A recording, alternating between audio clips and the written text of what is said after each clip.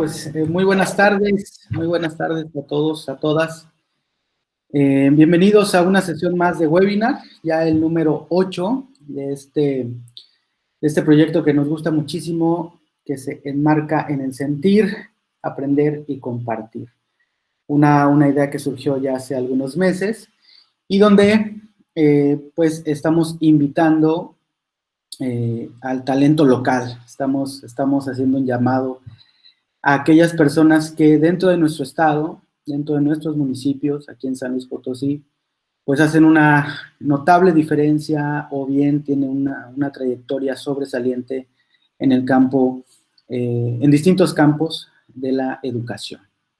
Y justamente pues los llamamos cuando los temas educativos están en una coyuntura pues mediática muy importante, ¿no? Y como todos ustedes saben, pues hace algunas semanas se acaba de llevar a cabo la primera evaluación del primer trimestre en educación básica y media superior.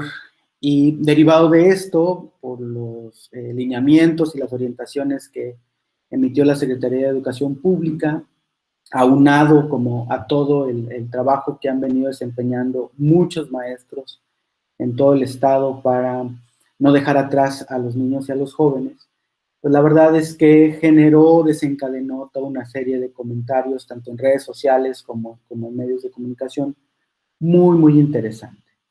A raíz de eso, pues nos dimos a la tarea de localizar a una persona pues que nos puede ahondar muchísimo más o puede profundizar de una manera muy particular en el tema de evaluación educativa. Por ello es que el nombre de este webinar, cómo promover la evaluación y en específico la evaluación formativa en la educación a distancia. Para nosotros siempre es muy notorio cuando tenemos que reconocer el talento. Y si me lo permite, antes de presentarles a nuestro invitado el día de hoy, pues les queremos decir que fue reconocido, si no estoy mal, con la medalla de estudiantes ejemplares hace algunas semanas, lo cual para nosotros fue también una sorpresa, no lo teníamos en el radar, pero pues ya ven, como dicen por ahí, ¿no? Las benditas redes sociales, de todo se entera uno, y la verdad es que eso también nos llena de emoción porque pues creemos que estamos encontrando a las personas, a los talentos locales ideales para que nos puedan platicar y compartir acerca de sus experiencias. En esta tarde me emociona mucho presentarlo porque pues venimos de la misma alma mater, de la Benemérita y Centenaria Escuela Normal del Estado. Esta tarde quisiera presentarles al maestro Juan Manuel Guel Rodríguez, un maestro pues en toda la extensión de la palabra, muy joven pero con una trayectoria también muy ascendente en el campo de la investigación y también de la docencia. Me voy a permitir leer un poquito de su semblanza. El maestro Juan Manuel es candidato a doctor en procesos de enseñanza-aprendizaje por la BCN, maestro en educación por la Universidad Marista aquí de San Luis Potosí, es especialista en estudios de género en la educación por la Universidad Pedagógica Nacional 241, es licenciado en educación primaria por la BCN, recibió una certificación como evaluador nacional del desempeño docente en educación básica por el INEE, ha sido maestro destacado en la evaluación al desempeño docente desde 2015 y es autor de diversos artículos, capítulos de libro y ha participado en diversos congresos nacionales e internacionales en diversos temas emergentes de educación. Y ha tenido estancias de investigación en la Universidad de Barcelona y el Colegio de México. Pues quiero agradecerte mucho, maestro Juan Manuel. Muchísimas gracias por tu generosidad en tu tiempo y por estar esta tarde con todo nuestro auditorio aquí en San Luis Potosí. Bienvenido, muchísimas gracias. Muchas gracias por la invitación y pues un placer estar aquí en este espacio para conversar un ratito. No, hombre, gracias a ti, es un gustazo poder compartir. Creo que vamos a coincidir y vamos a tener una charla muy, muy amena. Y pues, ¿qué te parece? Arrancamos, ¿no? Nos vamos con estos temas. La verdad es que, como ustedes ya saben, en este webinar lo hemos dividido en tres partes. El primero tiene que ver con sentir, que es algo que nos gusta mucho porque nos permite empatizar y conocer muchísimo mejor a nuestro experto y también en la interacción con el auditorio.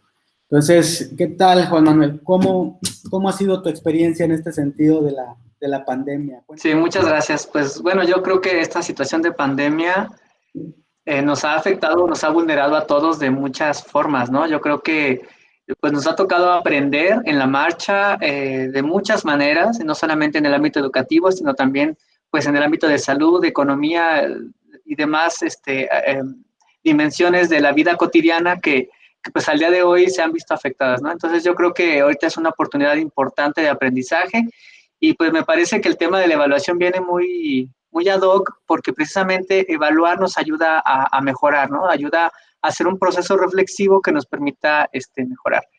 Pues sin duda, sí, el tema de educación a distancia ha marcado a toda una generación, no solo de estudiantes, sino también de maestros, ¿no? Y esperemos que en ese tenor, pues podamos ir mejorando, como bien lo dices, al paso de los años, pero sin duda necesitamos ciertas herramientas también para poder ir avanzando. Pues muchas gracias. Bueno, yo creo que partimos de una gran pregunta que sería, bueno, ¿cómo promover la evaluación formativa en esta educación a distancia que, como decíamos, pues bueno, nos ha afectado, ¿no? Y lo que hace un año veíamos como algo lejanísimo, el hecho de que tomáramos clases en nuestras casas, que los niños y las niñas estuvieran pues confinados y que el celular se convirtiera en un recurso primario para la enseñanza y el aprendizaje y la televisión igual, pues yo creo que es algo que no era pensable o no era imaginable todavía hace un año, ¿no?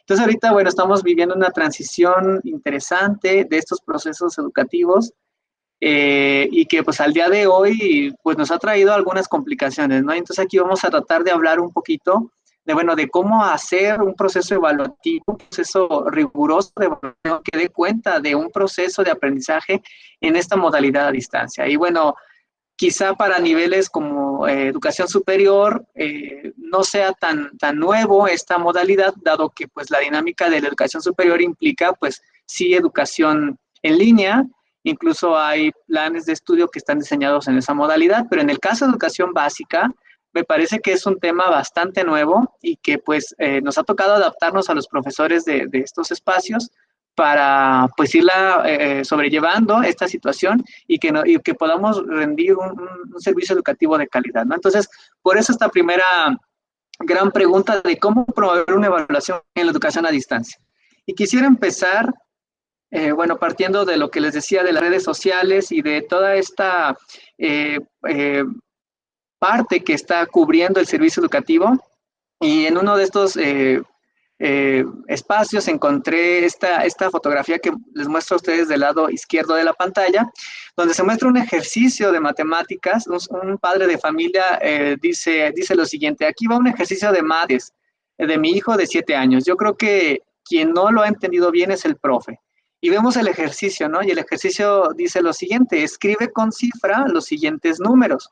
Y entonces viene con letra cursiva el número 10, y entonces la lógica del niño lo llevó a escribir el número 11 en número arábigo. Entonces aquí, y sí, así está todo el ejercicio, ¿no? Escrito en letra y el niño lo transforma, o sea, se va a la siguiente cifra escrita en número arábigo.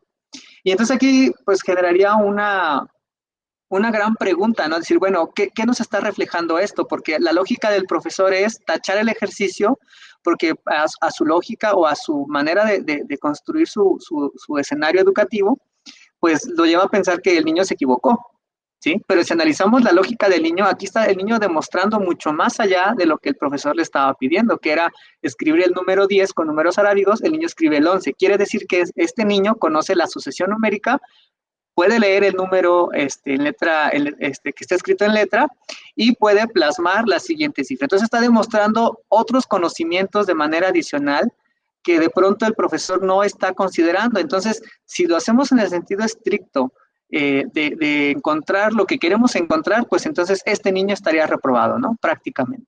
Y entonces aquí la pregunta bueno, ¿realmente estará reprobado? O sea, ¿tendrá esos elementos para decir que no tiene los conocimientos? Entonces, esta imagen me pareció muy interesante y la quise compartir aquí con la audiencia, porque creo que nos deja mucho, mucho que reflexionar al profesorado respecto a las decisiones que tomamos en el proceso de enseñanza-aprendizaje, ¿no?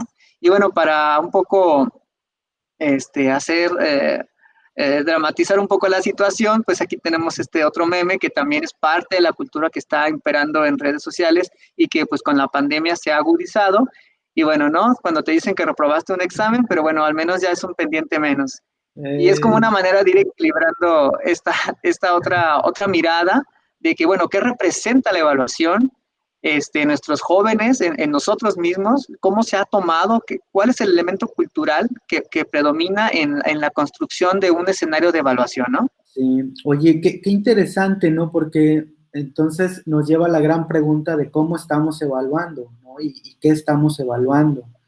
No sé si Exactamente. estás de acuerdo conmigo. Yo lo que he escuchado de un segmento de maestros, etcétera, porque no podemos generalizar que todos, es eso, ¿no? Que la evaluación se está centrando, claro, entendiendo la magnitud de la pandemia en distintos contextos, etcétera, pero refieren que la evaluación únicamente es la entrega o no de determinadas actividades, ¿no? Es decir, no se profundiza en cuestiones, yo creo que, y tú me vas a corregir, en cuestiones más allá del aprendizaje, como nos mencionas en este ejemplo, ¿no? Que sí nos da risa y todo, pero tienes toda la razón, el niño está demostrando un pensamiento mucho más allá de solo lo que le indica una instrucción. ¿Y cómo valorar eso, no? La pregunta del maestro es, eso está incorrecto, pero entonces, ¿por qué no profundizar en el tema de evaluación y decir, a ver, aquí yo le estoy solicitando algo, pero él me está respondiendo algo mucho más allá de lo que yo solicité? Entonces, creo Exacto. que es un proceso, como bien lo dices, también tiene que ver como este cambio cultural que tenemos que hacer a lo largo del tiempo, pero que el mismo tiempo y la situación, pues nos dicen que tenemos que acelerar ese proceso, ¿no lo crees? Sí, sí, claro. Y también aquí nos dejaría pues una oportunidad de reflexión docente, porque también si analizamos la consigna que el profesor le da a este niño de 7 años, pues tampoco es tan clara como para entender exactamente lo que el profesor estaba Mm. como estructura, ¿no? O sea, porque dice, escribe con cifra los siguientes números, o sea, puede haber una lógica distinta a la del profesor, y entonces aquí también sería cuestión de ir como analizando nuestra propia práctica para ver si lo que estamos plasmando por escrito es lo mismo que estamos pensando. Entonces, es un paquete completo que tendremos que estar viendo ambas miradas, ¿no? Y como bien dices también, pues, o sea, el niño aquí está demostrando más cosas de las que el profesor le pidió, o sea, da por hecho aquí, esta evidencia nos da cuenta de que el niño tiene el conocimiento que el profesor estaba pidiendo. Y aún así, tendría un ejercicio equivocado, o sea, tiene una tacha enorme que cubre prácticamente todo el ejercicio. Entonces, ¿qué lectura se le está dando al niño respecto a su trabajo, a su esfuerzo? O sea, tendremos que analizar también las otras miradas que sobresalen en este proceso, ¿no? Y bueno, pues entonces en esa lógica, pues aquí yo tengo otra pregunta, ¿no? O sea, ¿qué tanto las estrategias que empleamos, que son empleadas para la evaluación, refleja lo que aprende o no el estudiante? Entonces aquí vemos que en esta evidencia, en la fotografía pasada, pues que entonces a la mirada del profesor, este alumno no logra el aprendizaje, ¿no? Y entonces ese problema no es nuevo, ese problema viene desde antes de la época que estamos viviendo, antes de la pandemia. Ya había un entorno cultural que se dedicaba al enjuiciamiento de una manera muy tradicional en el concepto de evaluación. Y entonces vemos que un examen escrito se convirtió en el recurso por excelencia para este ejercicio de valoración. Y bueno, prácticamente se ha reducido a una figura dicotómica entre es aprobado o no es aprobado, o entre es acreditado o no es acreditado, ¿no? O sea, existe ese tilde de la evaluación como un recurso para, no se ha profundizado en la idea de que la evaluación es un proceso formativo y que como tal vamos a valorar procesos, no podemos solamente considerar el principio y el fin, y entonces ¿dónde queda lo del medio, no? O sea, ¿dónde queda ese proceso de crecimiento, de exploración de construcción de ideas de parte de los niños, ¿no? Y entonces, a ese escenario que te menciono, que existía desde antes de la pandemia, se le suma ahora el conflicto de la evaluación o del proceso de enseñanza-aprendizaje a la distancia. Entonces, a los problemas que ya teníamos le sumamos este nuevo, y pues nos da como resultado una cuestión muy compleja que estamos enfrentando todavía y que vamos al día en noticias para ver cuáles son las decisiones que vamos a ir tomando, ¿no? Hace poquito, tú lo mencionabas al inicio, sale la normativa por parte de la Secretaría de Educación Pública con los lineamientos para valorar este primer trimestre en el sentido de la evaluación, y que tiene reglas muy puntuales, ¿no? Y que, bueno, más adelante retomaré de nueva cuenta, pero que de entrada nos deja ver que hay un escenario de incertidumbre y de manera constante vivimos en esa dinámica, ¿no? Entonces, creo que este encuadre inicial pues, nos permite dar cuenta de que la evaluación es una cuestión seria, y que se le tiene que dar su valor dentro de ese gran proceso de enseñanza-aprendizaje, y que los problemas que estamos enfrentando no necesariamente surgen con la contingencia, sino que ya tenían un antecedente. Y decir, bueno, ¿qué entendemos por evaluación? Y hablamos de esa evaluación formativa en un concepto pues bastante bien logrado por diferentes teóricos, y me permito, bueno, aquí les muestro un pequeño esquema que resume tres posturas en relación a este concepto de evaluación. Una de carácter con una investigación, y otras dos miradas como parte de un estudio dentro de una política educativa. Y entonces encontramos coincidencias en las tres versiones, porque hablamos de que la evaluación formativa es un análisis que se fundamenta en una serie de evidencias, ¿no? Y a partir de este conjunto de evidencias emitimos una valoración, emitimos juicios y brindamos una realimentación para la mejora constante. Entonces, quiere decir que la evaluación no solamente nos sirve para dar una valoración del desempeño del estudiante, también sirve para la toma de decisiones y también sirve para impulsar la transformación pedagógica. Entonces, es un paquete que tiene dos finalidades. Una, la evaluación que le hacemos al estudiante, recuperar información para poderlo evaluar, y otra que permite evaluar la práctica docente y de esta manera valorar la pertinencia de nuestras decisiones. Entonces, si sometemos la primera fotografía que veíamos del ejercicio del niño, por un lado, la del niño, que bueno, aquí en este caso vemos que el profesor decide decir que está todo equivocado, pero también nos permitiría valorar esa actitud o esa práctica docente, y de esa manera, bueno, buscar alternativas para la transformación pedagógica, ¿no? Entonces, aquí tenemos estos tres elementos que nos permiten dar cuenta de que la evaluación formativa, entonces, es un proceso y que se fundamenta en el análisis de evidencias, ¿no? Qué interesante lo que mencionas, porque es justo lo que veníamos diciendo, ¿no? De que no solo la evaluación se trata de valorar el final de un proceso, sino que te genera, es como el alfa y el omega, ¿no? El principio y el final de todo, porque eso da cuenta del rendimiento, lo mejor que está llevando un estudiante, pero te permite hacer una prospectiva de ese mismo estudiante, y además de tu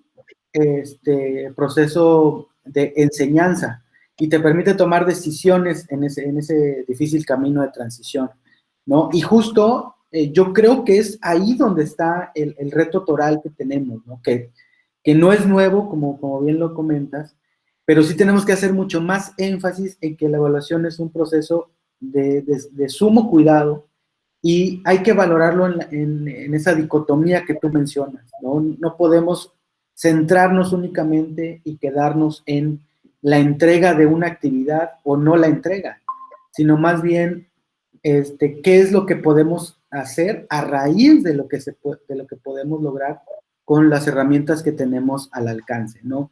Y justamente estas miradas, sí, claro, de una investigación y la otra centrada como en temas de política pública, pues la verdad es que están ensambladas, ¿no? De alguna manera, y eso en el papel está súper bien, pero la realidad y la cuestión cultural es la que tenemos que ir modificando, ¿no? Entonces, claramente tenemos una base para poder ir mejorando con el tiempo. Y sabes, una cosa importante también, bueno, cuando hablamos de evaluación formativa, por supuesto que estamos hablando del proceso de enseñanza-aprendizaje, Pero si partimos también de la tipología de la evaluación, pues vamos a encontrar una evaluación diagnóstica, una evaluación en el proceso y una evaluación final. Y por supuesto que cada una tiene su finalidad, ¿no? En el caso de evaluación final, o que es la que mencionábamos, es la que estamos como más habituados y es la que nos da el acreditado o no acreditado. Pero en este caso, si hablamos de un proceso de enseñanza-aprendizaje, tendríamos que pensar en una evaluación de tipo formativa, que es la que estamos aquí trabajando, ¿no? Entonces, en esa idea que te mencionaba, pues la evaluación formativa, digamos, tiene dos grandes modalidades. Una evaluación que es de tipo formal, que tiene que ver con todo el proceso que yo previamente planeo y que estoy diseñando. Aquí hablamos, por ejemplo, de un examen, de un portafolio de evidencias, una rúbrica, una guía de observación, entre otros recursos que ahorita vamos a profundizar también en esa idea, pero que tienen una finalidad desde el comienzo, es decir, desde mi diseño yo sé qué voy a emplear, cómo lo voy a emplear y para qué lo voy a emplear. Pero dentro de esta evaluación formativa también encontramos otro tipo de modalidad que es la informal. Y esta modalidad informal, bueno, surge más espontáneamente dentro del aula y se coloca en el momento en el que estamos trabajando con los niños, ¿no? O sea, en ese momento pueden surgir algunas fuentes de información, algunas evidencias que me permitan también conocer el proceso que está viviendo mi estudiante y a partir de él, pues tomar decisiones. Entonces, la evaluación formativa tiene digamos, una doble faceta, esa fase que planeamos y con la que estamos trabajando, pero también tiene esa otra que es de carácter informal, y no informal se refiere a improvisada, sino que no está planteada como tal, o sea, no está considerada, pero en el momento surge y por supuesto que debe de ser atendida. Entonces, estas son las dos grandes modalidades. Por supuesto, en el proceso educativo buscamos cubrir de primera mano la formal y es en la que ahorita me voy a enfocar para esta charla, ¿no? De esta tarde. Oye, Y y qué entonces, interesante sí, esa parte de informal, ¿no? Y me gustó mucho lo que dijiste, no es una cuestión de improvisar, sino más bien son cuestiones que surgen a la vista. Pero mi pregunta es, en tu experiencia, ¿qué deberíamos poner atención? Yo entiendo, y como mi experiencia como maestro también me dicta eso, ¿no? Que tenemos que poner atención en todo.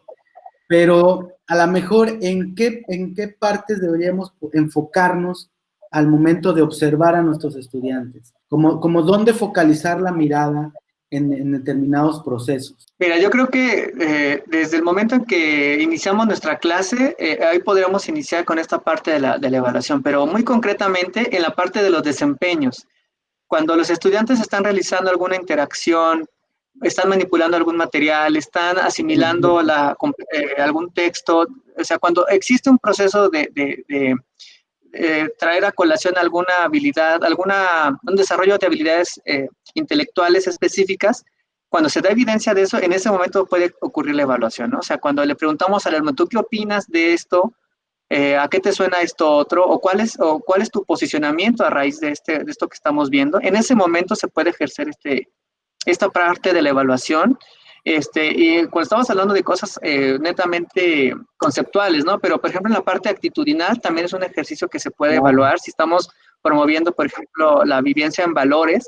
Pues no solamente es que el niño me sepa decir la definición del diccionario de qué es el respeto, ¿no? Sino, o sea, de nada me sirve un niño que sepa qué es el respeto y no lo practique en sus relaciones interpersonales. Entonces, ahí es como ser congruente en que no todo es conocimiento, no todo es memorización, sino que también se tiene que demostrar el conocimiento y ese conocimiento se demuestra a través de habilidades, de actitudes, ¿no? Entonces, esos son grandes momentos en que el maestro puede tomar como referente para hacer un ejercicio de evaluación, ya sea intencionada en el carácter formal o durante el proceso que surja de manera informal, pero que al mismo tiempo ofrezca la información que yo necesito para la toma de decisiones. En esa lógica, Fer, yo te quiero compartir que si hablamos de la evaluación formal, tenemos aquí varios elementos que dentro de la evaluación formal tenemos qué estrategia que nos permita pues comprender, ¿verdad?, que la parte de la planeación docente debe de ser un proceso intencionado, un proceso que tenga un sentido. Y en esa parte, pues tenemos que definir una estrategia que nos permita recuperar la información que necesitamos y que a su vez nos permita la toma de decisiones, ¿no? Entonces, partimos de una gran estrategia en el caso de la evaluación, una gran estrategia que nos permita la toma de decisiones, que contempla un método que permita retomar algún diseño y la implementación de estrategias, pero también hablamos de una técnica que implica actividades específicas o procedimientos que nosotros ocupamos para la recogida de información y de esta manera ver qué tanto están aprendiendo nuestros estudiantes, ¿no? Y finalmente hablamos de recursos y en recursos encontramos N cantidad de cosas porque son los instrumentos que utilizamos en el proceso evaluativo. Entonces, si hablamos de la evaluación en el carácter formal, partimos que debe de considerar una estrategia, un método, una técnica y quizá, bueno, no necesariamente una técnica, pero pueden ser varias técnicas, pero y también recupera la parte de los recursos. Entonces son 4 componentes que se ven en la parte de la educación formal. Ahí siempre como que existe de pronto confusión, ¿no? Entre técnicas, recursos, métodos, estrategias. O generalmente, muchas veces confundimos el método con la estrategia o viceversa, ¿no? Entonces, me parece muy puntual que nos puedas explicar cada uno de estos, ¿no? Está buenísimo. Creo que así queda mucho más claro. Sí, claro, o sea, existe esa confusión o ese problema en el momento de considerar el proceso de evaluación y se confunden algunos métodos con algunas técnicas y incluso con los recursos, ¿no? Entonces, esta confusión, pues claro que está constante y por eso a mí me interesaba que si hablamos de la evaluación formativa, pues se retomen estos 4 componentes. Y bueno, yo quisiera aquí en mi siguiente diapositiva, pues mostrarles algunos de esos ejemplos de métodos, de técnicas y de recursos que usamos incluso, que usamos de manera constante en el aula y que no necesariamente sabemos, no sabemos qué son. Por ejemplo, el cuaderno de los niños. Cuando hablamos de la evidencia, como evidencia el cuaderno de los niños, bueno, ¿qué será? ¿Un recurso? ¿Será un instrumento? ¿Qué será? Entonces ahí es donde entramos como en esa parte de la confusión. Y yo aquí, en la siguiente diapositiva, por favor, bueno, aquí les mostraba este cuadernillo, que es el cuadernillo de las estrategias y los instrumentos de evaluación desde el enfoque formativo que promovió la SEP en 2013.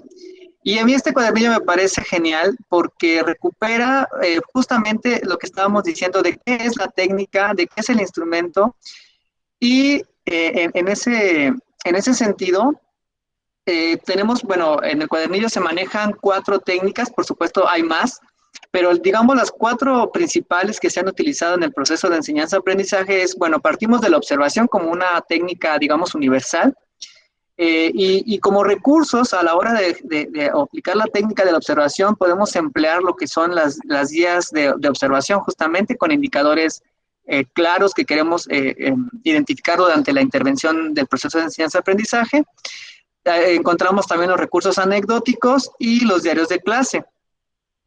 En el caso de la técnica, por ejemplo, del desempeño de estudiantes, aquí es donde entra como recurso el cuaderno de los estudiantes, que es lo que les decía hace un momento, ¿no? Y esta parte de organizadores gráficos que dan cuenta de ese proceso que los niños o los jóvenes desarrollaron durante la práctica y se puede sintetizar en un cuadro sinóptico, en un mapa conceptual, ¿no? Pero digamos que el cuaderno de los niños en este caso hago énfasis porque es el recurso que de manera constante estamos empleando tanto dentro del aula y ahorita en esta situación de contingencia también fuera de, ¿no? Cuando hablamos de la técnica de análisis de desempeño, pues aquí tenemos algunos recursos, como lo es el portafolio de evidencias, como lo es la rúbrica, listas de cotejo, escalas estimativas y demás recursos. Por supuesto que aquí es una muestra, no significa que sean los únicos, hay muchos más, pero digamos que, insisto en la idea de que los más comunes o los más constantes, pues serían estos. Y en el caso de la técnica del interrogatorio, como recurso se emplea principalmente el examen ya sea en su versión oral o en su versión escrita, ejercicios como ensayos académicos y pues algunos debates, ¿no? Entonces, esta es la parte que quería compartirles y aquí, bueno, pues muchos de estos recursos los conocemos, los usamos incluso, pero no los identificábamos como tal, que eran recursos o incluso a qué técnica pertenecen. Entonces, ya esta tabla, digamos que nos puede ser muy ilustrativa a la hora de tomar decisiones y, por supuesto, si queremos profundizar, pues yo los invito a leer este cuadernillo que seguramente muchos ya conocen, pero si no, bueno, la invitación siempre queda para hacer esta lectura.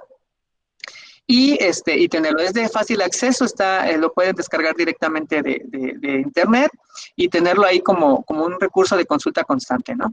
Y bueno, pasamos entonces, por favor, a la siguiente diapositiva. Al Y aquí, meollo del bueno, asunto. sí, tenemos una tercera pregunta que nos surge en esta charla, y sería, bueno, ¿cómo propiciar una evaluación formativa en la educación a distancia dentro de la educación básica, ¿no? Porque justamente, como te decía al inicio, pues aquí estamos hablando de que la educación a distancia no necesariamente es algo nuevo, ya existía en el nivel de educación superior como tal, pero en la educación básica sí se convierte en algo, digamos, algo inédito, porque no era una práctica que se estuviera ni siquiera lejos de consolidar, o sea, llegó de forma imprevista y llegó para quedarse. Ya tenemos más de medio año, ya vamos a cumplir desde marzo con esta situación y pues hemos tenido que aprender en la marcha, ¿no? Entonces, bueno, yo creo que ¿cómo propiciar esta evaluación? Pues empezamos primero por definir nuestras prioridades educativas. Esto quiere decir que tenemos, como profesores, tenemos que armonizar el currículum escolar con nuestra planeación didáctica que llevamos semana tras semana en el aula virtual, vamos a decirlo así. Y esto implica, pues, ir compensando las prioridades tanto de lengua materna, matemáticas, ciencias, saludable, artes y cualquier otra asignatura que se me esté escapando, para no darle el mismo peso que teníamos en la modalidad presencial, ¿no? O sea, creo que el plan de estudios es muy tajante en ese aspecto, de marcar lo que estamos viviendo, no necesariamente sería de esta manera, sino que aquí tendríamos que, justamente esa palabra de armonizar el programa con la realidad, sería una tarea propia del quehacer docente en esta situación, ¿no? Y bueno, creo que también otro aspecto importante es la Claro, empatía, como una situación que estamos, la parte presencial también es así, se establezcan acuerdos que ya. sean funcionales para ambas Perdón que partes. me quite. O sea, ser empáticos implica, bueno, asumimos que antes que ser profesores somos parte de la sociedad y que pues también a nosotros nos ha pegado, ¿no? O sea, en la parte personal, en la parte familiar y pues con mayor razón a nuestros niños y a nuestras niñas. Entonces creo que establecer acuerdos de convivencia, de coexistencia en esta situación son muy valiosos. Si en la parte presencial eran necesarios, en la parte virtual creo que son vitales, ¿no? Porque en ese sentido se establece una rutina, una nueva rutina en la que tenemos que adaptarnos padres de familia, estudiantes y nosotros como profesores, ¿no? Entonces, esa parte empática creo que viene muy a colación en este momento para propiciar una evaluación formativa. Y bueno, también considero que hay que contextualizar el proceso de enseñanza-aprendizaje a una realidad muy diferente a la realidad que teníamos en el aula. En este momento dependemos de la tecnología casi de manera total en relación a mantener la comunicación directa con nuestros niños, ¿no? O sea, llámese WhatsApp, llámese redes sociales, llámese correo electrónico, llámese llamada telefónica incluso, son recursos que tendríamos que estar considerando de manera constante para mantener esa comunicación, ¿sí?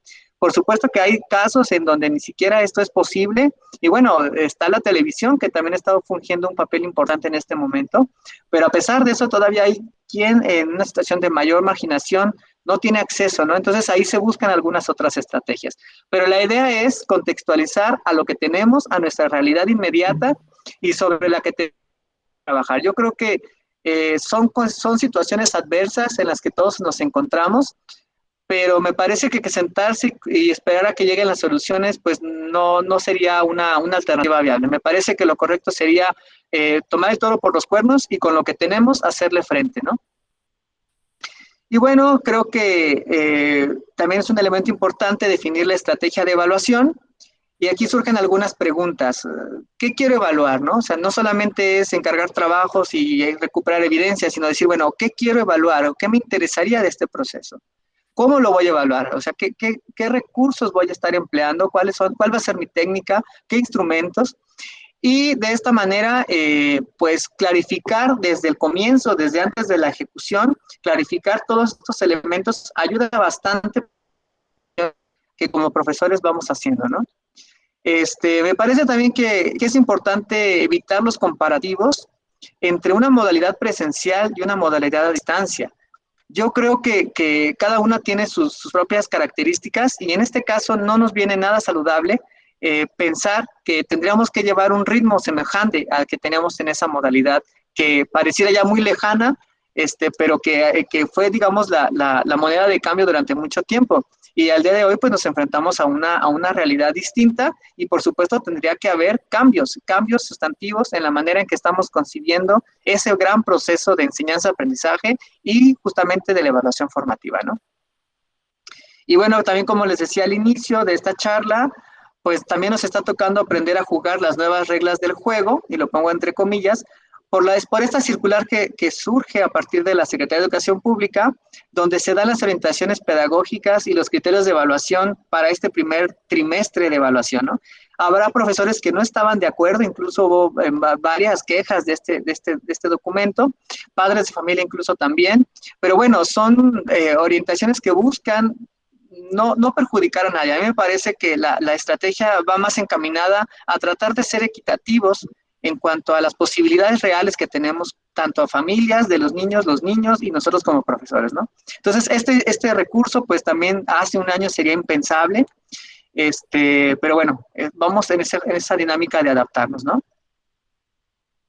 Buenísimo. Oye, nada más para ver esto. Creo que las prioridades educativas, sí estoy de acuerdo contigo, que el maestro pues tiene que echar mano de eso, ¿no? Pero, híjole, se ha visto que hemos en este periodo de transición, que yo lo veo así, es un periodo de transición, hemos querido como llevar la escuela presencial, la hemos querido pasar al hogar.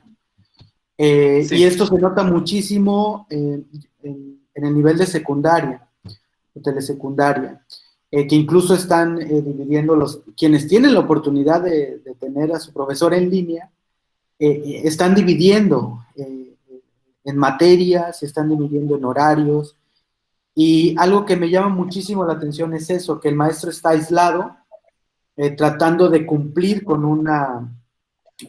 programa, con una serie de contenidos, y difícilmente o en pocos casos he visto como esta armonización del currículum escolar.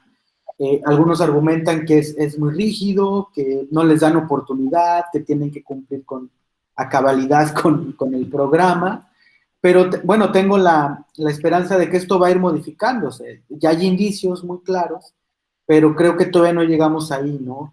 Y esto, tal vez tú estás de acuerdo conmigo, esto también requiere de que el maestro desarrolle habilidades en ese sentido, ¿no? Porque si estábamos hablando en un principio de la cuestión cultural que vivimos en temas educativos, pues la verdad es que también la práctica docente tiende a cerrarse muchísimo, ¿no? Tiende a caer en este confort de las cosas siempre van a ser así, las cosas tienen que hacer de una determinada manera, ¿no? Y ahora, con esta gran oportunidad, pues ciertamente tiene que desarrollar esa habilidad de poder priorizar cosas. Algo que en su momento vimos en autonomía curricular, por ejemplo, aunque en un mínimo porcentaje, pero ya tenías un indicio de, metodológicamente, claro, e institucionalmente, de cómo ir amalgamando determinados contenidos y priorizando otros, ¿no? Entonces, esto que tú mencionas, que hay que tomar el toro por los cuernos con criterios de empatía, de tomar en cuenta el contexto, pues también te habla de un nuevo perfil, ¿no? Hacia el docente que estamos construyendo y que debería retomar como todo eso, toda esta parte de construcción y de diseño a partir de su propia experiencia, ¿no? Sí, justamente, y como también mencionábamos, pues esta situación nos ha tocado, o sea, llegó de una manera imprevista y pues como decíamos al inicio también, ha generado que cosas del pasado que ya teníamos arrastrando se agudizaran en este momento, ¿no? Entonces, sí me parece que tendríamos que tener un poco de apertura para no querer meter el salón en una pantalla, porque pues definitivamente no es posible y tendríamos que pensar de una manera más estratégica para propiciar un verdadero aprendizaje, digamos, con las características que estamos teniendo, ¿no?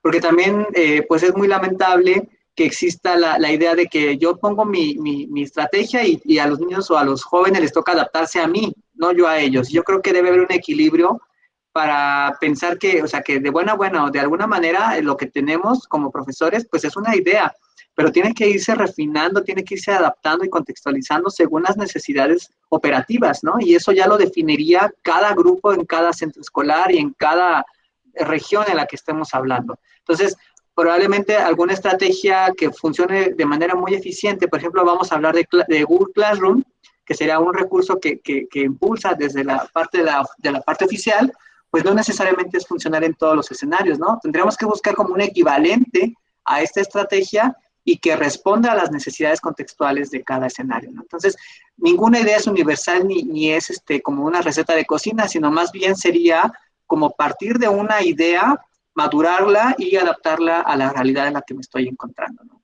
Creo que esa sería la idea. Y bueno, si continuamos en la presentación, yo quiero compartirles cómo propiciar esta educación a distancia, ¿no? Y entonces yo me quedé pensando, bueno, ¿cómo podríamos hacerle, independientemente del contexto, de qué manera se podía trabajar? Y el día de hoy quiero compartirles, pues, esta parte, una estrategia metodológica que tiene que ver con esto del aula invertida. Es un concepto, digamos, metodológico relativamente nuevo, y que está basado justamente en colocar al estudiante en el centro. Y fíjate que es interesante porque a partir de este concepto de aula invertida, estamos hablando de promover habilidades superiores del pensamiento, que es al final del día una evidencia del aprendizaje, y donde el estudiante tiene la posibilidad de ser el protagonista y tener un papel activo en el proceso de enseñanza y de aprendizaje, y puede demostrar sus aprendizajes a partir de una orientación precisa del profesor. Entonces, quiere decir que se desdibuja la idea de la escuela tradicional, donde el profesor es el protagonista, donde el profesor es el que sabe y el alumno es el que aprende. Y en este concepto de aula invertida, los papeles se invierten de alguna manera, el profesor se convierte en un espectador y en un guía del proceso, y los estudiantes se convierten en protagonistas y son los que van construyendo su aprendizaje a partir de esto, ¿no? Entonces, por supuesto que esta nueva estrategia, o bueno, relativamente nueva, como te decía al inicio de esta diapositiva, pues exige o requiere de algunos pasos que tenemos que asegurar para que pueda darse de esta manera, ¿no? Y en primer término, bueno, exige un diseño de planeación donde se tome como tal al estudiante en un papel activo. Es decir, que el alumno sea el que desarrolle habilidades a partir de la interacción, que desarrolle habilidades a partir de investigar los temas, para discutirlos, para expresarlos, incluso para presentarlos, también exigiría ese papel protagónico, ¿no?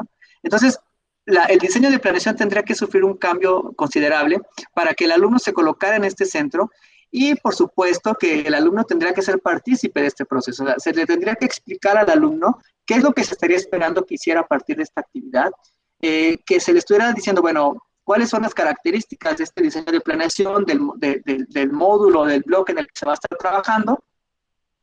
Y por supuesto que todo cambio o toda transformación pues requiere un proceso de adaptación. Entonces, aquí yo invitaría a los profesores que no necesariamente a la primera que uno quiere hacer alguna transformación va a funcionar y va a funcionar bien. O sea, probablemente no funcione y pareciera un desastre, ¿no? Pero aquí lo interesante es, bueno, ir viendo qué elementos, qué partes son las que vamos a tener que ir mejorando, qué tendríamos que ir cambiando para que funcione. Y de esta manera, entonces, generar una estrategia con una mayor trascendencia y más allá de rendirnos y decir, no, esto no funciona en mi grupo, decir, bueno, ¿por qué no funciona? Vamos a buscar la manera de que funcione, ¿no? Y bueno, en un tercer paso, tercer momento dentro de esta metodología, implica el monitoreo de los avances en el grupo. Y aquí estamos hablando de que el profesor entonces realmente es un docente guía, y no de manera discursiva, sino de manera práctica, donde a partir de lo que los alumnos van encontrando, el profesor, bueno, vaya orientando con preguntas, con una estrategia bien estructurada, y decir, bueno, a ver, ¿qué encontraste? ¿Y por qué es así? ¿Por qué es acá? Y de esa manera ir generando más motivación o mantener la motivación con los estudiantes, de tal manera que lleguen a resultados más profundos, ¿no? Y bueno, finalmente una cuarta parte genérica dentro de este método tiene que ver con la evaluación, justamente, esa evaluación formativa. Esa evaluación que va a acompañar al estudiante y al profesor a lo largo de esta intervención y que al final, bueno, va a dar un producto y entonces el profesor pueda emitir juicios a partir de la evidencia que tiene y no solamente para valorar el aprendizaje del alumno, sino también para valorar la eficiencia de su intervención docente, ¿no? Entonces me parece que esta metodología es una alternativa que se suma a las que ya existen. Y bueno, yo la pongo aquí como una posibilidad que independientemente del contexto puede ser implementada y puede obtener resultados valiosos para cada escenario, ¿no?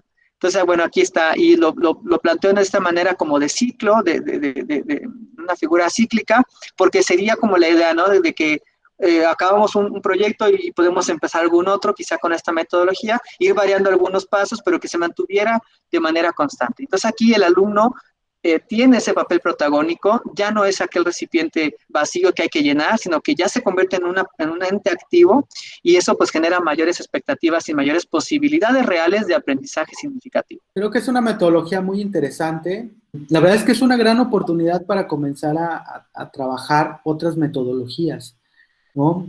Incluso ligándolo un poco y jugando un poco con los conceptos, esta parte de generar un nuevo perfil de docente que necesitamos para el futuro próximo, nos puede ayudar mucho a dilucidar esto, ¿no? ¿Cómo serían las nuevas metodologías que vamos a ocupar? Y claramente la pandemia o este momento de crisis nos está empujando a tratar de intentar otras metodologías más allá de el pizarrón y el copiar en la libreta, ¿no? Recuerdo hace poquito estar platicando también con un maestro de telesecundaria, ya un señor también ya mayor, y él me decía que él se arriesgaba porque estaba yendo a la comunidad cada semana, me parece, o cada 15 días, ¿no? Con todo lo que el riesgo implicaba. Pero, pues justamente, ¿no? Al darse cuenta que los estudiantes pues, no tienen medios electrónicos para poder ubicarse, que el WhatsApp se convierte en una herramienta importante, pero a la vez con muchas limitantes, pues él estaba decidido, ¿no? Y estuvo yendo a la comunidad y tratando de llevar como cuadernillos de trabajo en ese momento, pero lo interesante es que fue modificando, porque los cuadernillos pasaron de ser una secuencia de instrucciones a más como determinadas actividades que los estudiantes podían realizar en su comunidad, o sea, con el apoyo de sus familias o bien entre ellos mismos, ¿no? En un momento determinado. Y me pareció muy, muy interesante porque cuando él iba, pues se dedicaba como a observar lo que habían desarrollado los estudiantes al paso de una semana o al paso de 15 días, ¿no? Y eso le permitía, como tú dices, como una evaluación de un corte mucho más informal, pero le brindaba mayores elementos para poder generar otro tipo de cosas, ¿no? Entonces, aunque él no lo supiera, no lo tenía como tal una metodología, pero fue evolucionando. Y esto, como él, según dice, pues le permitió generar otras habilidades que él, pues difícilmente cree que si hubiera estado en la escuela, dentro de la escuela, lo hubiera intentado. O sea, él está claro de que hubiera seguido con la misma metodología de continuar en la escuela. Entonces, creo que esos procesos o esas experiencias mismas nos hablan de que este periodo de transición, como tú bien apuntas aquí, nos puede dar para empezar a explorar otras alternativas de enseñanza. Y obviamente que no nos va a salir a la primera, pero tenemos que intentarlo porque esto ya cambió y tenemos que asimilarlo, ¿no? Claro. Y justamente, bueno, la idea, o sea, digamos, esta es la metodología, pero por supuesto que va a sufrir transformaciones según las necesidades propias de cada entorno. Entonces, en el caso del profesor que mencionas, quizá no lo sabía o no tiene el nombre como tal, pero bueno, parte de la metodología la está usando. Entonces, creo que eso es valioso y complementar la idea con elementos teóricos, pues nos puede ayudar también a sentir un poco de desahogo, porque pues como decíamos, la situación de contingencia nos ha mantenido a la expectativa y nos ha mantenido al día. Entonces, sentir que de dónde agarrarnos para salir de adelante, pues siempre ayuda a pensar que existe esta parte metodológica Y como esta, existen algunos otros esfuerzos, como el trabajo por proyectos, incluso también podríamos hablar de eso, pero bueno, esto ya sería como otra alternativa que no la tengo aquí preparada, pero que de alguna manera también podría ayudar, ¿no? Entonces, pues la Excelente. idea es que nos vayamos apoyando. Y bueno, si pasamos a la última diapositiva, yo decía aquí, bueno, en esa misma idea de cómo propiciar la evaluación formativa en la educación a distancia, pues partimos de la misma idea de ser empáticos y entender las necesidades de los estudiantes, ¿no? Entonces, este esfuerzo que hace el profesor por ir a la comunidad, bueno, pues está en ese ejercicio de ser empáticos y de acercar el conocimiento a los estudiantes. Entonces, creo que por esfuerzos no paramos. Me parece que ha habido esfuerzos muy interesantes de muchos, del profesorado en general, de todos los niveles, y creo que eso mantiene un ánimo también en los estudiantes de querer seguir avanzando, porque si nosotros como profesores somos los primeros en desanimarnos, pues creo que el sistema se viene abajo. Entonces, somos una pieza importante y tenemos que asumirnos como tal. Somos elementos centrales en este momento para el proceso de enseñanza-aprendizaje en la modalidad a distancia. Si en el proceso vivencial lo éramos, creo que ahora cobramos una figura de mayor relevancia. Y aunque se está haciendo el trabajo desde casa y sean los papás quienes estén, digamos, ahí interactuando más con los niños, pues no deja de existir la mano del profesor en todo el proceso, ¿no? Y bueno, yo creo que también sería muy valioso, pues, aprovechar los recursos que son universales o que aparentemente lo pueden llegar a hacer, como la televisión. Creo que se está haciendo un esfuerzo valioso también y como todo es perfectible, pero es un recurso con el que cuentan muchos de nuestros niños, de nuestros jóvenes, y pues aprovecharlo, o sea, tratar de encontrarle sus bondades, más allá de señalar sus limitantes, pero aprovechar esas bondades y usarlas a nuestro favor. En este caso también los libros de texto gratuitos los considero como un recurso universal y que pues de alguna manera nos dan pauta para seguir avanzando en esta modalidad a distancia y bueno, ya habrá tiempo en un futuro, o esperamos que no muy lejano, pero habrá tiempo también de tener esa interacción física que es fundamental y pues tratar de ir pues cerrando esos baches que se fueron generando en este proceso, ¿no? Y bueno, me parece que también una recomendación que yo podría dar es que si bien estamos en un proceso de evaluación formativa, pues que predominen por lo menos en este momento, las retroalimentaciones de tipo cálidas. Me parece que en cada familia se está haciendo un esfuerzo, independientemente de que sea visible o no, hay un esfuerzo y pues hay que reconocerlo, ¿no? Y en el caso de las retroalimentaciones más frías, pues tratar de focalizarlas y priorizar, o sea, si tengo 5 áreas de oportunidad, decir, bueno, de esas 5, cuál sería la que más me interesa que se atienda ahorita?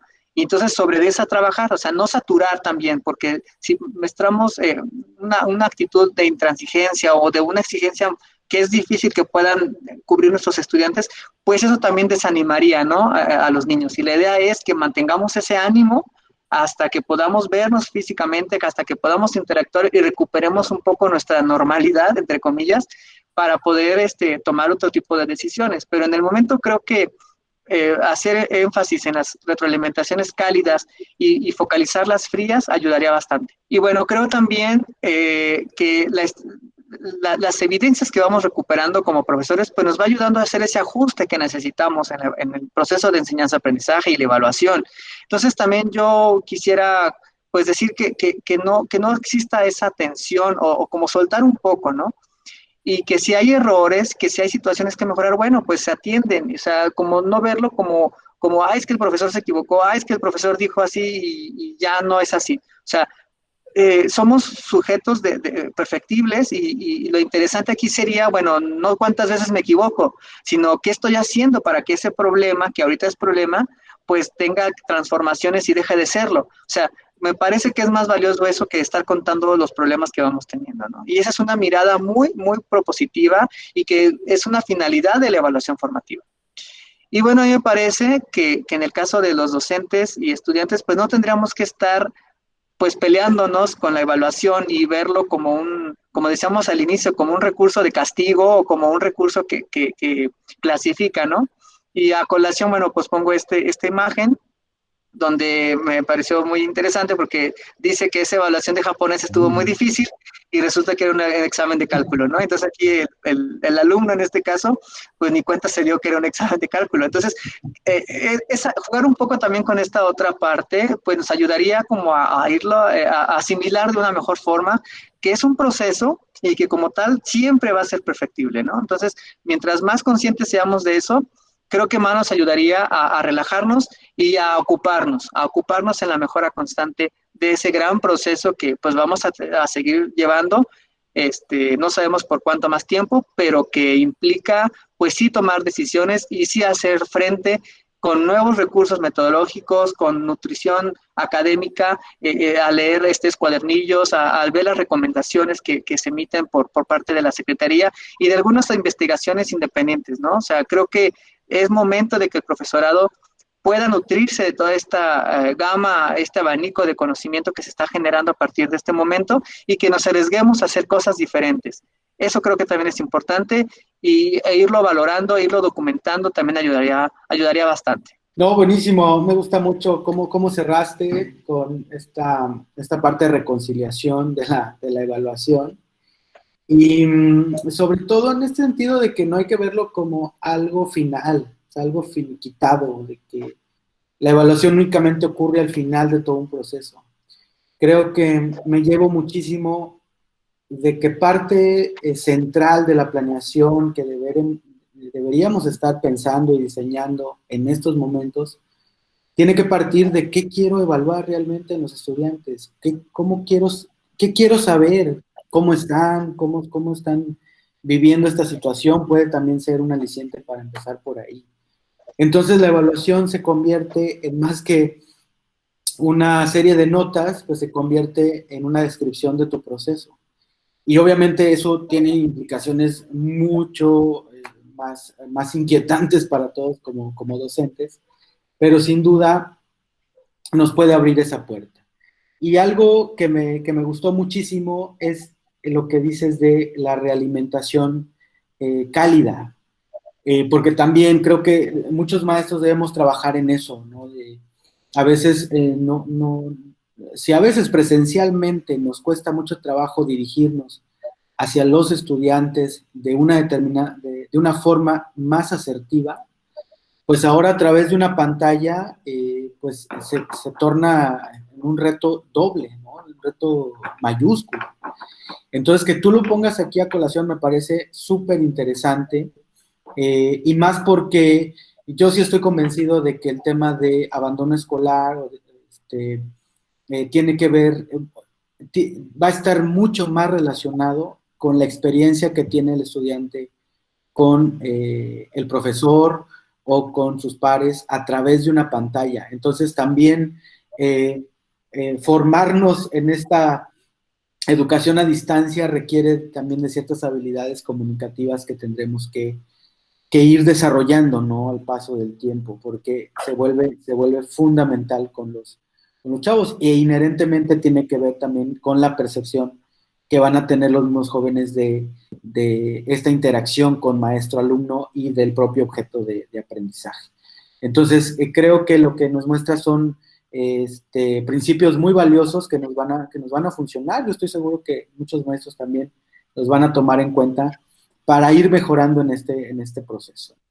Bueno, ya es la parte de las referencias bibliográficas, con esta idea del aula invertida, bueno, propongo que se lea este artículo de Martínez Olvera, Esquivel y Martínez, que habla sobre el aula invertida o modelo invertido de aprendizaje, el origen, sustento e implicaciones.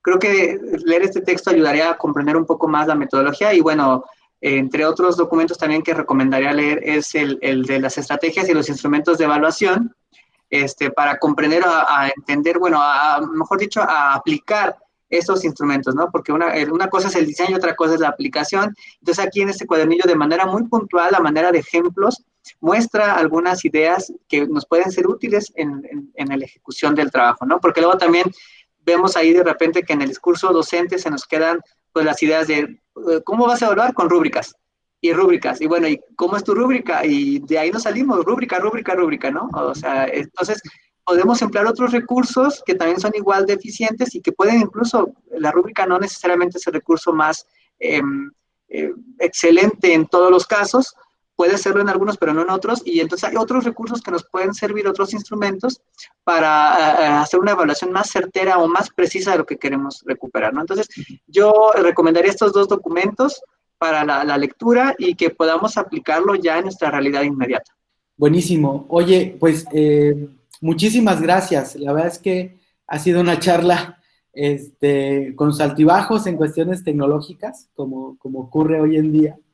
Pero la verdad, sí hay unas cuestiones que, sobre todo al final, los principios, que sí nos llaman la atención porque pueden ser justo por dónde encaminarnos hacia la mejora continua, ¿no? En todo este proceso que tenemos que ir desarrollando como profesores.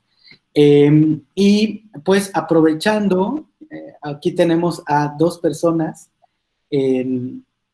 escuchando esta sesión. Tenemos una pregunta que nos hacen a través del chat, pero pues quisiera pedirte, Sofía, si nos escuchas, si no la puedes hacer, si te gustaría hacerla de viva voz aquí a nuestro invitado, al maestro Juan Manuel. ¿Qué te parece? Hola, sí, yo preguntaba con respecto a lo que él mencionaba, el doctor Juan Manuel, sobre la evaluación formativa y mencionaba las técnicas, los instrumentos, vaya, los recursos, y a mí me surgía la duda en esta, pues sí, en este aislamiento, en esta cuarentena, ¿qué tan importante es el usar las acciones, en este caso la coevaluación, la heteroevaluación y la autoevaluación, en la evaluación formativa con los estudiantes? ¿Qué tan factible será usar esas tres? Sí, pues bueno, primero un saludo, maestra Sofía, gracias por la pregunta, y yo creo que sí es muy factible y qué bueno que surge esta inquietud, porque precisamente todo lo que nos dé información para la toma de decisiones es muy valioso, ¿no? Entonces, en el caso de la autoevaluación, le permite al alumno conocer cuáles son sus alcances, sus limitaciones en ese momento y, bueno, más allá de señalarlas, es decir, ¿qué tendría que hacer yo como estudiante para mejorarlas y que se conviertan en algún momento dado en fortalezas? En el caso de la coevaluación ocurre algo similar, ¿no? O sea, ¿cómo me ve mi par? Y de esa manera, pues, construir ideas juntos o crecer juntos. Y en la parte de la teleevaluación, me parece bueno, va acompañada como parte de este proceso, gran proceso formativo. Y el acompañamiento docente, pues también le da al alumno la posibilidad de tener una retroalimentación más allá de la que pueda tener con su percepción, de la percepción de sus pares. Tiene otra mirada. O sea, entonces tendría tres maneras distintas, tres percepciones distintas sobre su práctica, sobre lo que está haciendo. Y en el caso del profesor, pues también permitiría recuperar más información y que permita la toma de decisiones, ¿no? O sea, vamos, la información se debe traducir en acciones y esas acciones en mejoras. Entonces, el proceso educativo las requiere y en cualquier escenario sería deseable que estuvieran esas tres modalidades de la evaluación en una forma permanente, de tal manera que se vaya nutriendo y que, pues, en acompañamiento tanto docentes como estudiantes a lo largo del proceso educativo, pues vayamos viendo cómo hay un punto de inicio en el proceso digamos, en el ciclo escolar y cerramos de una manera, ¿no? Entonces, se van modificando las dinámicas, va generando un proceso más enriquecido y al final podemos hablar de cambios sustantivos, ¿no? Entonces, yo creo que serían muy valiosas y qué bueno que salen a colación para recomendarlas y tenerlas presentes en nuestra tarea educativa. Muchísimas gracias. Saludos. Gracias, maestra Sofía. Y aprovechando esa pregunta que hace, ¿tú crees que en estos tiempos se debería dar un peso mayor a alguna de estas tres modalidades? ¿O tendríamos que ir buscando progresivamente su equilibrio? Mira, yo creo que debe haber un equilibrio en las tres. Lo que decíamos al inicio en el caso del examen, por ejemplo, este examen que mostrábamos como evidencia, si la tomamos como un todo, pues entonces este alumno no ha aprendido nada, en realidad, ¿no? O sea, en cambio, si le damos su cierta dimensión y una perspectiva como parte de un conjunto de evidencias, pues entonces nos va a dar una panorámica distinta. Entonces yo creo que en el caso de estas modalidades ocurre lo mismo, o sea, no se puede decir la autoevaluación vale el 80% y tu autoevaluación vale el 5%, o sea, creo que sí puede ir variando y lo deseable es que se conjunten varios elementos en este conjunto de evaluación. Entonces, darle un peso predominante a alguno de ellos me parece que no es pertinente, y no solamente ahorita en la modalidad de distancia, me parece que eso debería ser deseable, o es deseable en todos los escenarios virtuales y presenciales, ¿no? Perfecto, muchas gracias. Quisiera ver si el maestro Omar le interesaría hacer alguna pregunta. Buenas tardes. Hola, buenas noches. No todo muy claro. Quiero felicitar al casi doctor, Juan Manuel, estuvo muy bien su ponencia. Nada más sí tendría una duda que quisiera que me resolviera en cuanto a qué va a suceder con aquellos alumnos a los cuales no tuvieron acceso a la educación a distancia, y cuál sería la solución más apropiada para aquellos alumnos de los cuales no se pudieron capturar evidencias o no hay instrumentos de evaluación que se les aplicaron durante este periodo. Sí, gracias, maestro Omar. Pues mira, yo creo que la evidencia, la Secretaría de Educación tiene su postura y aquí habla de que si no se tiene evidencia suficiente en este momento, se puede recuperar en los siguientes 2 trimestres que nos quedan todavía del ciclo escolar, ¿no? Entonces, en algún momento se tendría que recolectar información, recuperar evidencia para poder emitir un juicio de valoración. Hablábamos justamente también de las brechas que existen en las diferentes regiones y que no necesariamente nos da pues una evidencia contundente o suficiente para este proceso. Entonces aquí es donde entra la creatividad del profesor para buscar pues cómo acercarse, ¿no? O cómo llegar a los estudiantes. Pues me parece que hay recursos que se están empleando de manera en los espacios más remotos, como lo ha sido la televisión, donde se sigue una metodología propia y donde se va avanzando también con estos productos de aprendizaje. Entonces, a lo mejor en este momento, en esos escenarios más complejos, quizás no haya esa interacción directa, pero sí la está viendo por estos medios digitales. Bueno, sí, la televisión es uno de ellos, la radio incluso también tiene su señal educativa. Entonces, la idea sería como ir recopilando esas evidencias y en algún momento en que pueda haber ese contacto directo con el profesor, bueno, pues ahí hacer esa valoración, ¿no? O sea, creo que se puede llegar a acuerdos que sean factibles, como decíamos al inicio, para todos los involucrados, y a lo mejor no puedo ir cada semana a la comunidad, pero sí cada 2 meses, bueno, pues entonces cada 2 meses haría mi corte y haría ese proceso evaluativo. Entonces, hay posibilidades, sí las hay, quizá no todas son tan atractivas, pero bueno, es una manera de adaptarnos a esta nueva normalidad. Y pues bueno, existe el anhelo, ¿verdad?, de que cuando ya pase este periodo de contingencia, pues podamos recuperar algunas cosas que se han quedado en pausa, incluso, que se han quedado pendientes, pero que en algún momento pues habría la posibilidad de hacerlo, ¿no? Entonces, pues le apostamos a eso, quizá es una visión un tanto romántica de decir, bueno, que vayan avanzando, pero es lo que tenemos y también lo que cuidamos es nuestra integridad de nuestros niños, de nosotros como profesores, o sea, que todos estemos bien para poder avanzar. Entonces, ahorita, digamos, si no es posible cubrirlo a su totalidad, bueno, existe esa alternativa y ya habrá tiempo también para recuperar lo que no se hizo ahorita, ¿no? Yo podría señalar eso. Perfecto, muchas gracias. Muchas gracias, maestro Omar. Y sí, justo eso también nos pone como en otro reto, ¿no, Juan Manuel? Porque también deberíamos estar pensando en el diseño de proyectos de apoyo al aprendizaje en ese sentido. Creo que tenemos que estar migrando estar pensando en estos cortes que se están haciendo trimestralmente. Tienes un grupo muy focalizado ya de estudiantes con nombre y apellido, que no tienes evidencia, que no tienes contacto, y tendríamos que estar pensando ya en el futuro próximo, ya con una vacuna funcional ya en las calles, ya con los semáforos en amarillo, ya ni me acuerdo, en amarillo o verde, ya con sesiones ya presenciales en determinados estados o escuelas, etcétera, etcétera. O sea, en ese contexto de transición hacia la presencialidad, tendríamos que estar desarrollando también proyectos de el apoyo a esos grupos que se nos quedaron o se nos fueron quedando en el camino, ¿no?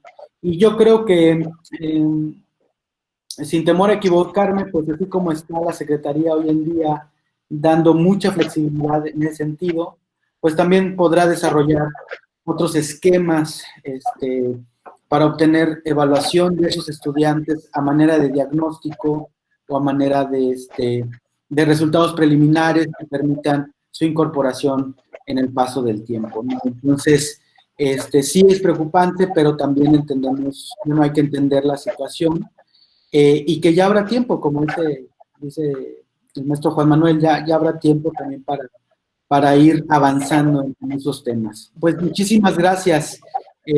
Como organización nos sentimos muy emocionados porque es la primera vez pues que tenemos 2 personas en nuestro webinar, y nos emociona mucho ir construyendo poco a poco esta relación mucho más estrecha con todas y todos ustedes. Muchísimas gracias por estar aquí. Pues maestro Juan Manuel, no sé si quieras agregar algo ya para cerrar la sesión. ¿Quieres comentarnos algo en específico? Los micrófonos son tuyos.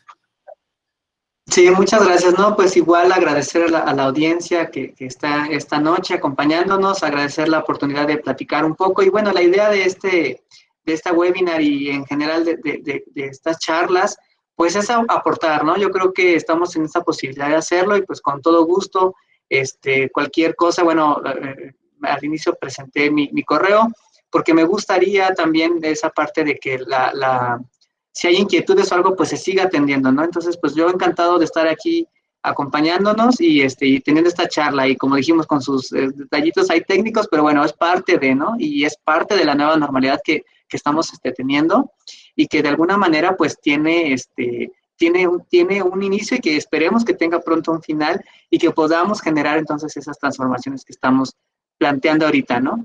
Entonces, pues nada más eso, agradecer. Y pues cualquier cosa yo quedo al pendiente de atender para el correo y demás, y pues esperando una nueva invitación más adelante. No, hombre, claro que sí, cuenta con ello. La verdad es que nosotros estamos muy, muy agradecidos por tu presencia el día de hoy. Ten por seguro que estaremos en esta y en próximas charlas y que podamos empezar a hacer esto mucho más grande.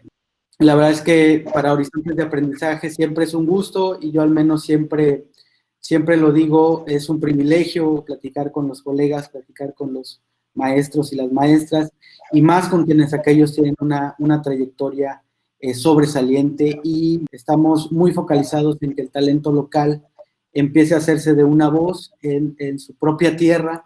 En este sentido, pues no nos resta más que agradecer y muy especialmente a nuestros 2 invitados que estuvieron el día de hoy, nuestro público, como debutantes. Muchas gracias por su tiempo.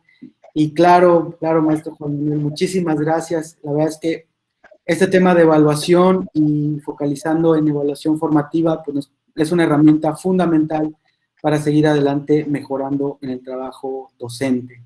Nosotros somos Horizontes de Aprendizaje, una organización civil en San Luis Potosí, que está dedicada a promover el derecho a aprender de niños y jóvenes en nuestro estado. Por nuestra parte ha sido todo y esperemos vernos muy pronto en un siguiente webinar. Así que pasen todos una excelente tarde. Nos vemos y nos encontramos muy, muy pronto.